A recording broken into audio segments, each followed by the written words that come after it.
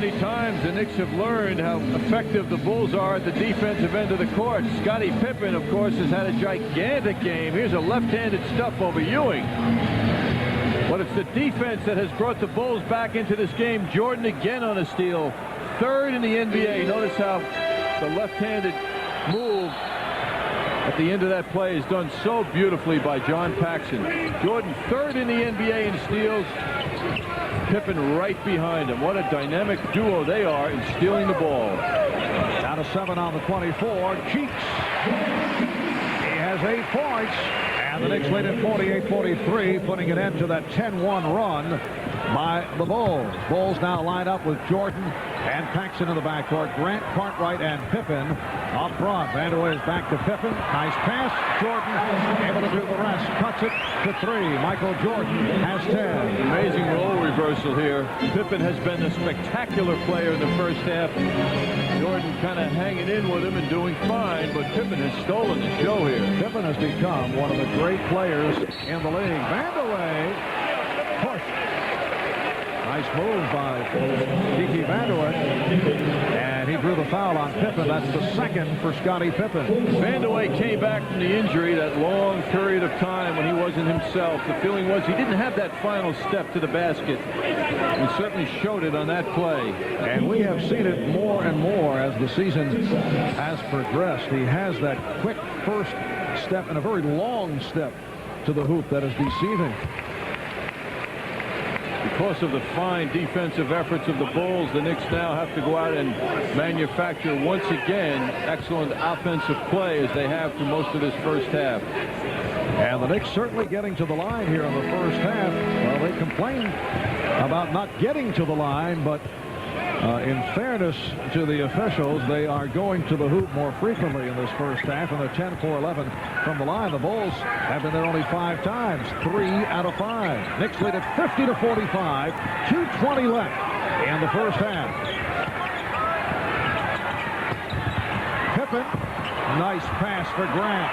And it's down to a 3-point Knick lead. And the Knicks played that sequence about as well as you could hope for defensively. The interchange between the big men, Pippen and Grant, was beautifully done. Passing like that is not common among big men on that front line. Ewing has been very quiet. Ewing is 3 for 6 from the field. Grant. And he was hit by Vanderway. Kiki committing his second.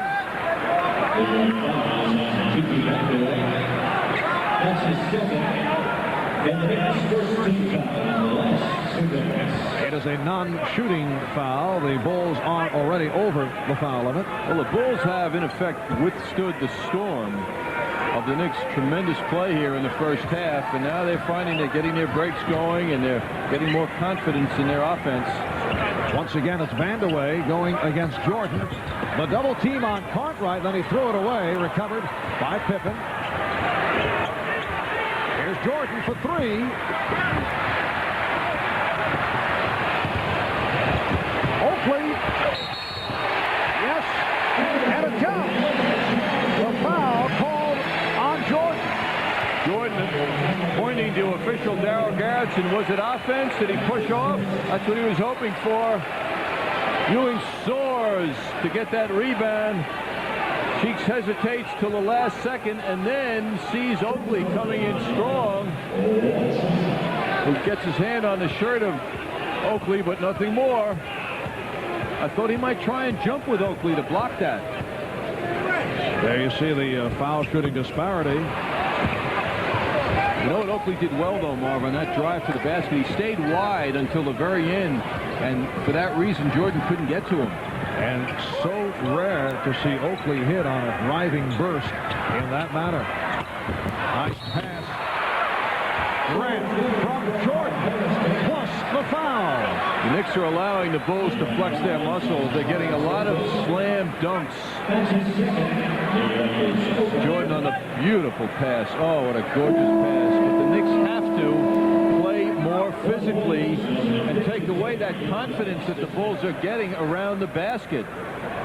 They have to deck a few people in a friendly way. You continue to come out for violence, John. No, not quite. Friendly physical play. Oakley called for the foul.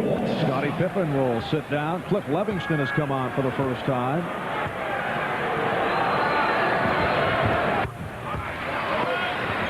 The Knicks were lifted in the first quarter by the scoring of Gerald Wilkins, but he has not scored at all here in the second. Here's the trap, which has been very effective. And a timeout has been called. Maurice Cheeks getting the timeout call in. A minute 5 remaining. First half. The Knicks lead is now 2. Right. Please use good sense when you drink and know when to say when. A reminder from Budweiser. Bulls getting stronger here now as the half winds down. Jordan going baseline, guarded well. It gives it off beautifully to Grant, who sneaks in ahead of Charles Oakley. Michael Jordan, for him, a very quiet half, concentrating on passing the ball. Already has 5 assists. Done a nice job, though, in other areas. He's turned 3 steals into baskets. Down to 50 seconds left, first half. And Darryl Garrettson with the call, pushing foul. It is on Livingston, his first. Bulls over the limit. So once again, the Knicks to the line. Now in game 1, they went to the foul line only 18 times. Game 2, 16 times. And now Vandeweghe with 2 shots. That'll make 14 free throws for the Knicks already in this first half. Coming up at halftime, Bob Page at the MSG Sports Desk and the MetLife Knick of the Year presentation coming up at the half. John Starks making his first appearance, replacing Maurice Cheeks, who shot well, 4 for 7, 8 points. And the Knicks lead it now 54-50. They've led by as many as 12. Here's light pressure. Ewing remaining in the backcourt with Grant.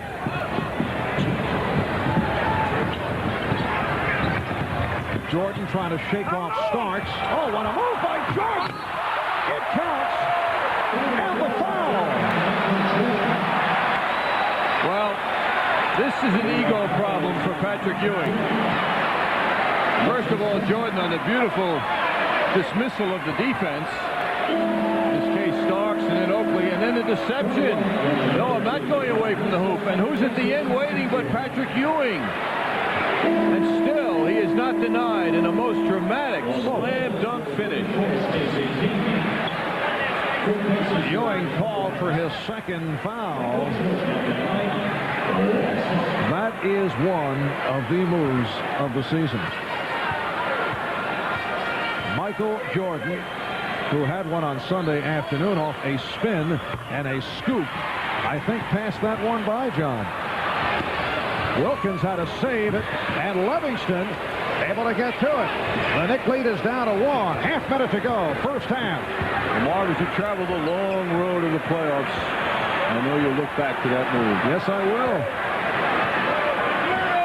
I have Ewing posterized in my mind on that one. Right. The fear of every player to be posterized. Livingston. Will it count? No. Too late. 24-second.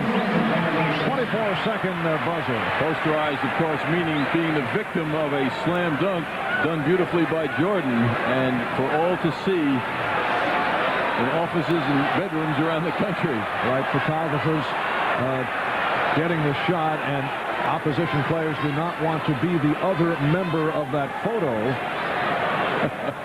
And apparently they are checking on the clock, which shows 8 3/10 seconds remaining. The basket was waved off. It came after the 24-second buzzer, and they have reset the clock. 9 4/10 seconds remaining. I think Scottie Pippen beginning to posterize some people. Perhaps people here in the first half. I I personally would love to be posted. Yes, I know it. No ego problem at all. As long as you get the exposure. Even sitting along the sidelines. Knicks by 1 as we come to the final seconds of the half. Here's Wilkins. Oakley. Will it count? No, it's way gone. I don't think there was any question. The Knicks arguing it. At center court, Steve Javie had the right position, and from our angle, I think no question about it. Too late. Here's another look. Oakley in the right spot. Too late. So, at the half, it's the Knicks 54 and the Bulls 53. Bob Page at the MSG Sports Desk, and Al and Walt when we return.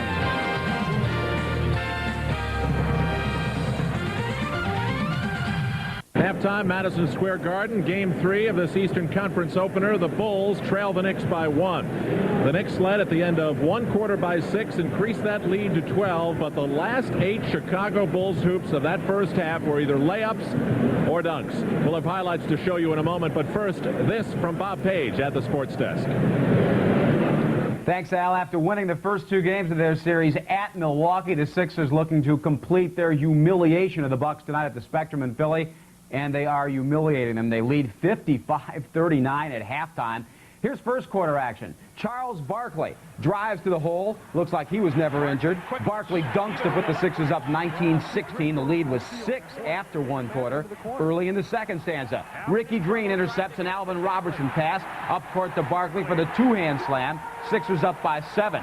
Milwaukee got a little something going thanks to Long Island native Frank Burkowski, who goes to the hoop right in Minute's face, gets the call and made the free throw. Del Harris and the Bucks cut the deficit to 6 before it ballooned back up to its current 16.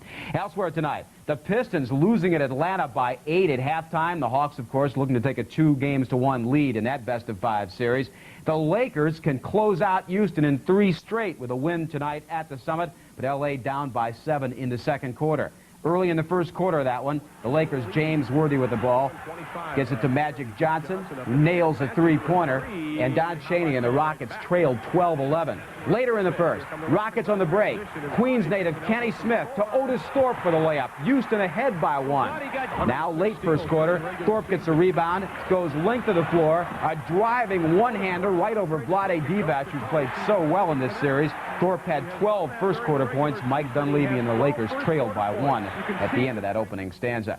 Later tonight, Portland goes for a sweep with the Sonics in Game 3 of their series, as you see on the bottom there, which is shifted to Seattle.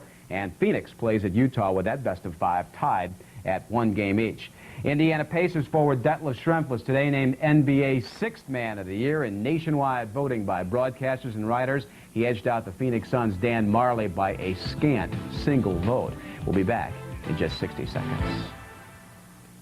Kicking off a brief 2-game series against San Diego with Doc Gooden on the mound. He's pitched a 1-hit shutout so far and has just singled home the 3rd run of the ball game. Mets leading the Padres 3-0 now, top of the 5th. With the Mets' anemic hitting, maybe they could look at some sticks like this. New York did grab a 1-0 lead in the bottom of the second, though, over Derek Lilliquist, just recalled from the minors. Rick Cerrone lines one over left fielder Gerald Clark's head, and Hojo motors all the way around, scoring from first base on Cerrone's RBI double. Here's Howard Johnson hitting right-handed later on against Lilliquist. A solo homer, and that made it 2-0 New York before Gooden came through with that RBI single for the 3rd run.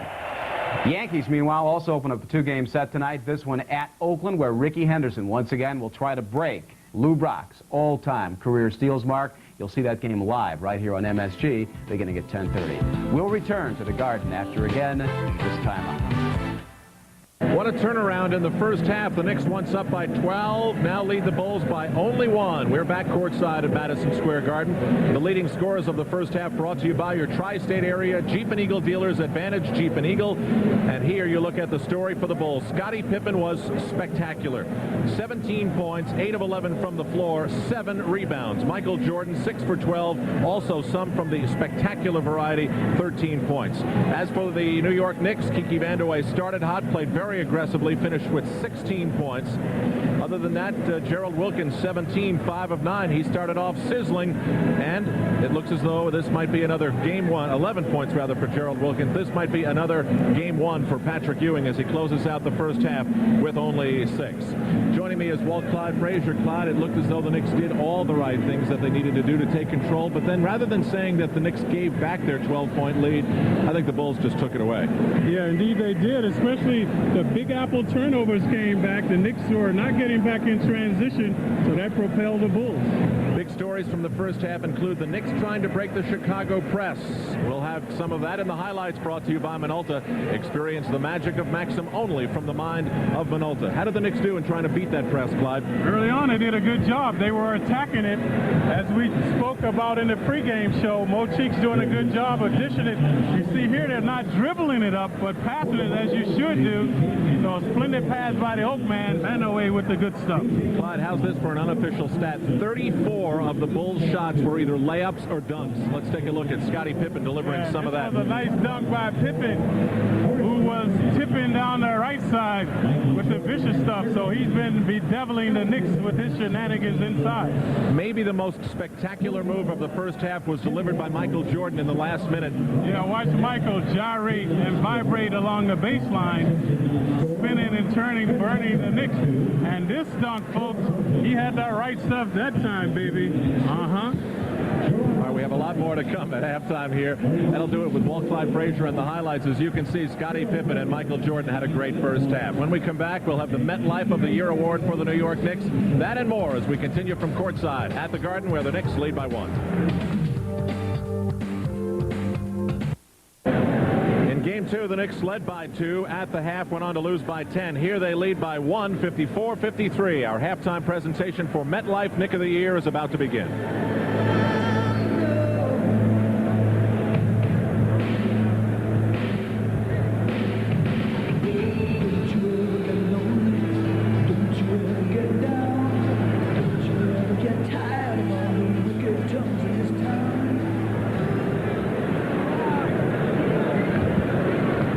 They're still organizing this presentation, and now Patrick Ewing has appeared at center court, and it seems as though we're about to go. Mr. Ivar Quigley, Director, Sports Programs for MetLife, will present the MetLife Knick of the Year Award for the 1990-91 season. Mr. Quigley. On behalf of MetLife, I'm pleased to present the MetLife Knick of the Year Award to Patrick Ewing. Congratulations, Pat.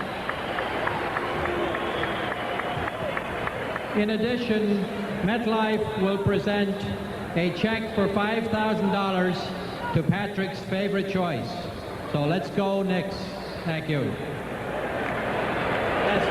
Ladies and gentlemen, how about a nice... Patrick Ewing was the Knick of the Month in January and March. Kiki Vandeweghe, Charles Oakley, Gerald Wilkins, and Mark Jackson also won Knick of the Month honors this season. But as far as Knick of the Year goes, you can see that Patrick Ewing has dominated that.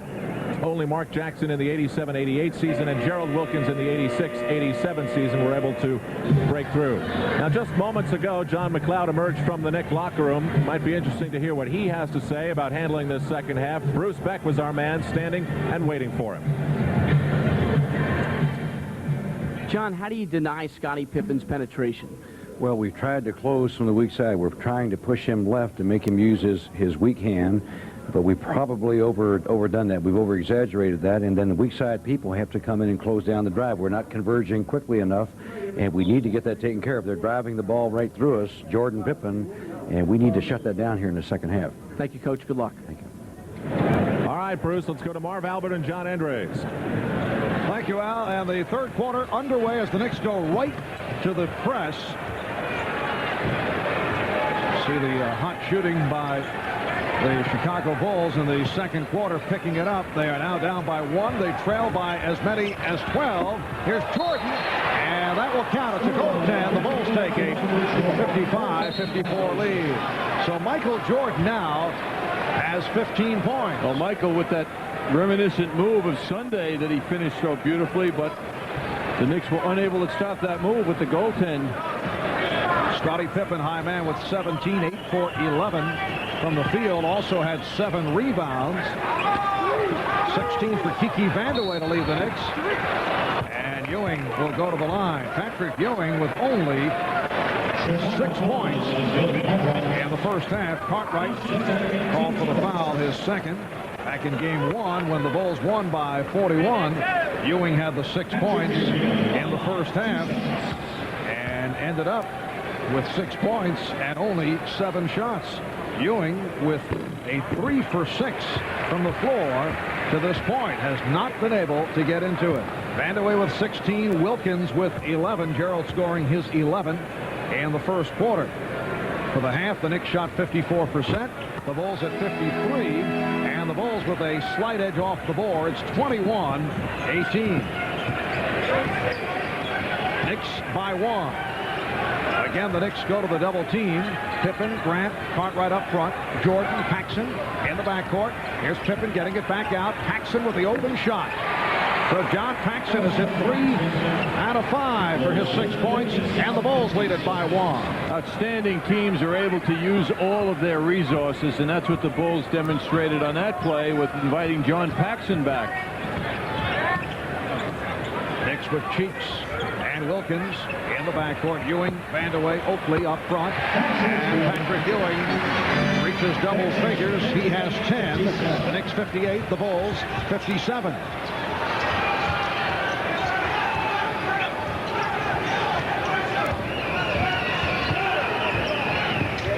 They collapse on Cartwright. Cheeks over to help. Here's Jordan.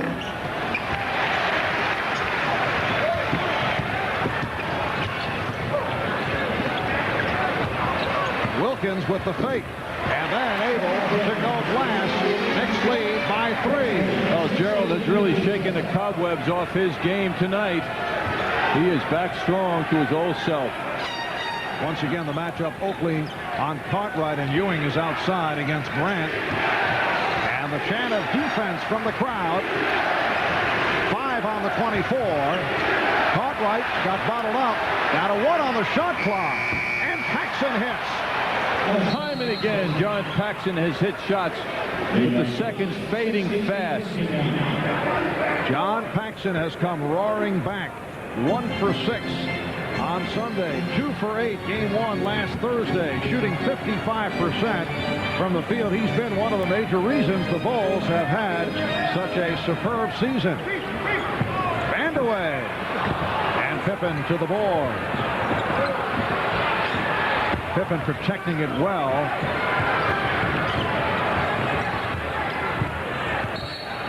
And the foul called on Wilkins. Basket won't count. Michael Jordan giving Gerald Wilkins that deceptive dribble, the change of pace. It is a non-shooting foul. Michael seemingly more involved now in the offense. Probably doesn't want to deal with reporters asking him if he was afraid of something or other here in New York with his quiet first half, and he is turning it on now. 17 for Jordan. The Bulls 61 and the Knicks 60. For the Knicks, the season on the line. They're down 2-0 in this best of 5. If they win here, there'll be a game 4 at the Garden on Thursday. Illegal defense call for the first time against Chicago. If the Bulls win, it is all over, and they then wait for the winner from the Philadelphia-Milwaukee series, and the 76ers with the big lead on the Bucks at the Spectrum in the third quarter as they look to wrap it up in a surprise opening by winning the first 2 at the Bradley Center in Milwaukee. Jordan with the steal. Pippen from Jordan. And the Bulls lead by 3. Frustrating part of that move by Oakley is he had the path to the basket and he overpassed. Timeout called by the Knicks. 8:25 to go in the third. Series, it would take place on Thursday night. And you've seen here on MSG following Knicks game night, Knicks and the Bulls here on the MSG network. The Bulls leading it by the score of 63-60. Knicks have led by as many as 12. They had a good first half, led at the quarter 31-25, led at halftime by 1. Bulls have come out hitting 5 of 6 from the floor. And away. Trying to find Wilkins, and it will be Chicago ball. See what a disturbance Jordan can become defensively. He helped out without getting burned himself by coming in the middle, establishing his presence, and always being a threat to steal that ball.